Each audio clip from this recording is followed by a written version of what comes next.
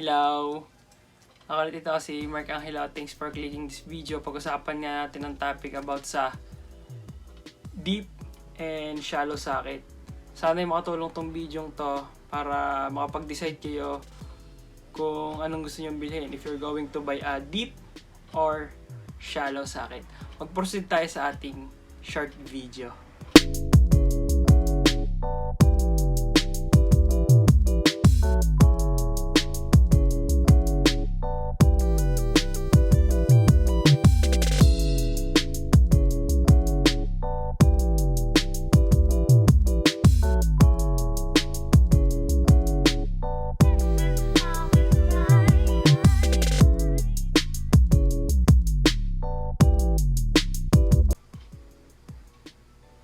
Yan, nandito na naman tayo kay toolbox natin. Kunin natin yung dalawang socket na pagko-compare natin, ano.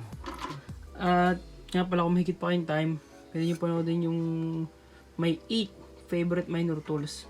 Ito nga yung ilan sa kanila: slip joint plier, tsaka screwdriver. Link down below sa description na video ito. Kunin nga natin si 17mm shallow 6 point. At ang latest sa aking mga tools, ang aking 6 na deep socket. 6 point din, 8, 10, 12, 14, 17, 19mm. And we're gonna use for this demonstration ang aking 17mm. At yan, ako nga pala ay hands user at based naman sa aking paggamit, sila lang may ginagamit ko din for mechanic purpose at kinukuha ko kanilang full potential at sila naman ay goods ang quality. Ano nga ba talaga ang dapat mong piliin? Deep or shallow? Sila ay both 17mm,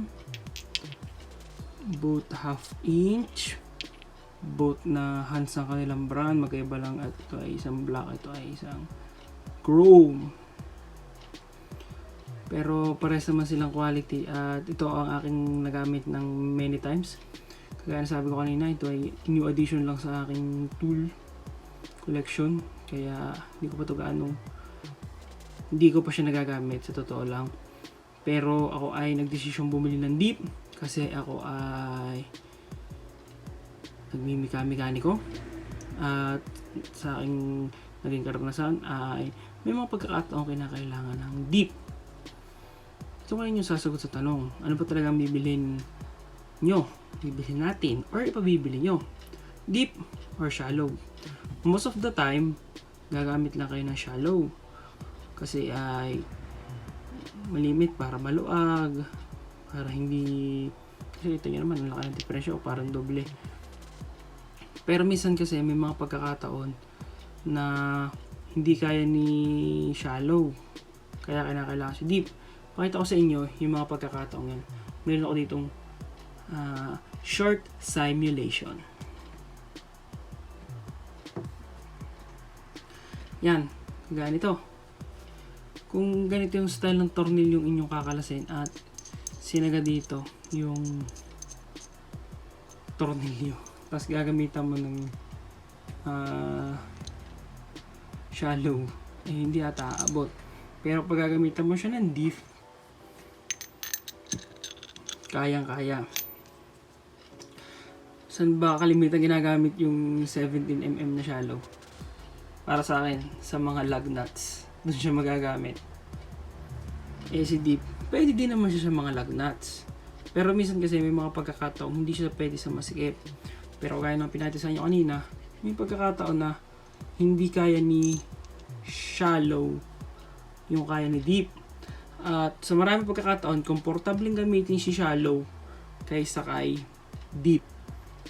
Pero kung talagang kayo ay bibili, eh di bumili kayo both. Ano ibig sabihin ko ng both? Mag-straight kayo, magkompleto kayo ng shallow. Tapos, pumili kayo ng mga deep na kakailangan niyo talaga. Gaya ng binili ko lang ay 12, 10, 14, 17, 19. Yung mga gamit na gamit lang. At yung shallow naman, hindi nagkumpleto ako ng 8 till 32. Hindi naman pala lahat yun. May mga jump din yung number yun. Pero yun yung dinamihan ko kasi unang sabi ko nga, kalimitan siya yung mga gamit, komportable, hindi sikip. Pero both sila ay parehas maganda ang meron. Kasi kagaya ng pinakita ko, pag ganito nakalubog, ganyan na. Hindi siya kaya ni shallow.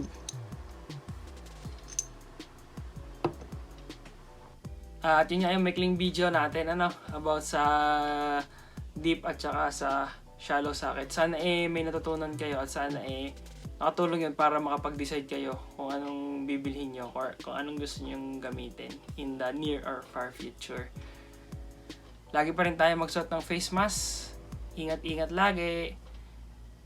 Please like, share, and subscribe. Tapos i-click na rin yung bell button para sa notification. Tapos kung may time pa kayo, pwede nyong i-like yung page ko sa Facebook para in case halimbawa na hindi kayo notified ni YouTube, ma-notify naman kayo ni Facebook sa aking mga bagong content. Thanks for watching. Ingat-ingat lagi. Bye-bye!